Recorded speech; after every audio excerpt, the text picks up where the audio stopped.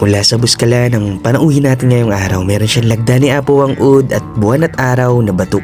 At ngayon ay nag-request naman siya na traditional patterns ng ahas ang ipalilibot natin sa Sun and Moon at lagda ni Apo ang Ud na batok niya. At dito nga ay nilikha na natin ang request niya. Syempre sa pamamaraang kamay lamang, karayom, mano-mano at walang makinarya. At nang matapos ay ito na. Yung nasa gitna ay batok na mula pa sa buskalan. Likha, lagda ni Apo ang Ud.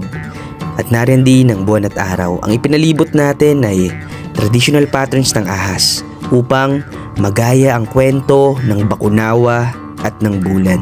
Nagpalika rin sa atin ang kanyang nobya. Disenyo naman ay paro-paro. At syempre nilikha natin yan sa ating pamamaraan. Ang handpoke tattooing. Kamay lamang, karayom, mano-mano at walang makinarya. At nang matapos